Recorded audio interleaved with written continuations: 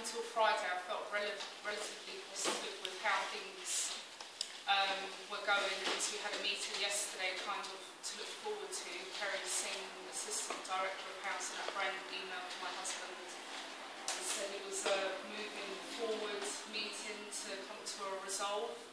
But yesterday's meetings kind of left me with a slight brain freeze, because basically nothing has ever been put in paper from the council to us. It was only Kerry Singh at the end of August saying the land has to still be marketed.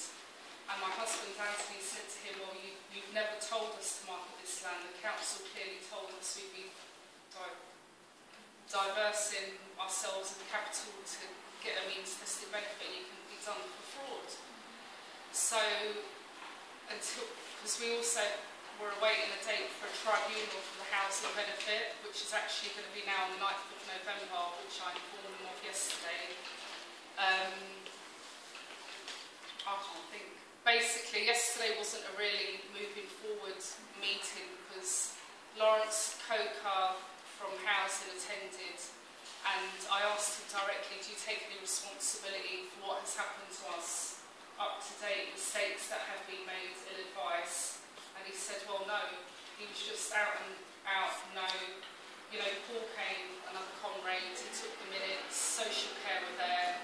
Social care turned to me and said, well, you don't expect us to pay your rent, do you? We will look after the children and put them into foster care. So I said, you'd be willing to pay in excess of nearly £3,000 a week over my dead body to put my children into care. And I also had to reiterate to social care that we were not told. You see, they're basing everything on what the councillors told them, that they initially told us to sell that land, and they did not. And Paul was great, Paul Summers, fellow comrade, actually turned to Lawrence Coker and said, well, can you produce a letter where you've told them, you know, and they can't, they're at a stumbling block. So basically that's how things were left yesterday. He made it very clear social housing wasn't an option, and also that they couldn't tell us even if we could go back on the locator scheme, you know, and he wouldn't give any reasons why. And Sarah can, sorry, I've got a bit brain freeze again. They said that social housing was no option, and they kept talking about the land, and my mum also received her homeless application on Friday, saying that she's made herself intentionally homeless as well, as my dad, and then us kids are under my mum in terms of that application.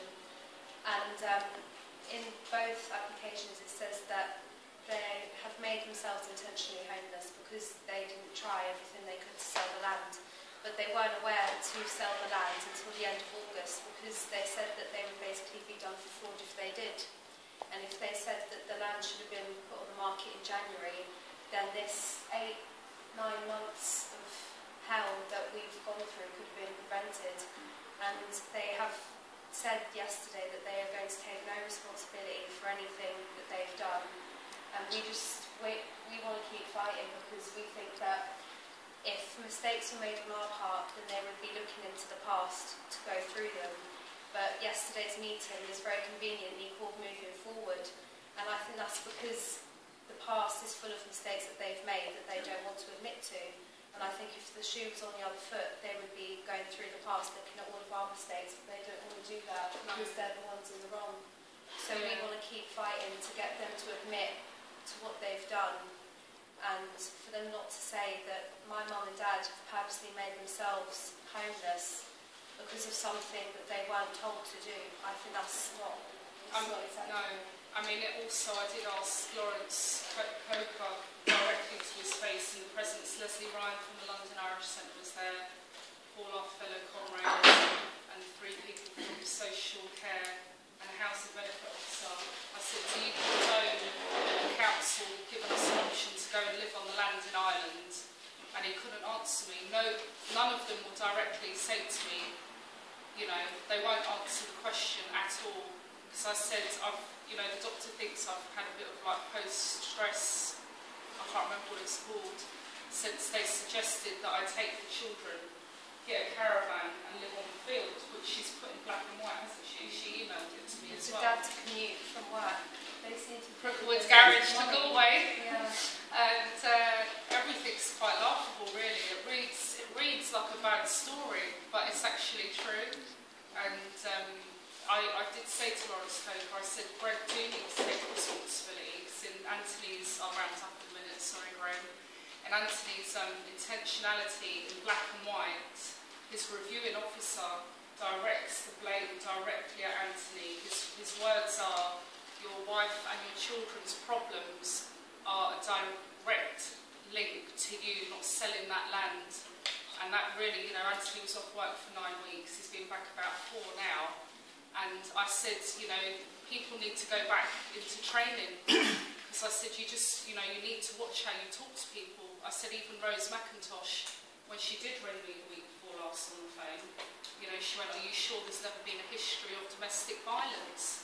So what if I turned around to her and said yes, does that mean she would have actually not found me intentionally homeless and helped me? I said, when they asked us, when they said, are you vulnerable, could your daughter be pregnant back in January, do you have any tracks on your arms for drugs, are you an alcoholic? That's how they class vulnerability, and it has to be reassessed, They all need to go back into some form of training on how they actually deal. Not a lot of them have any social skills, no people skills. They've become so robotic. It's just, I'm finished now. Sorry.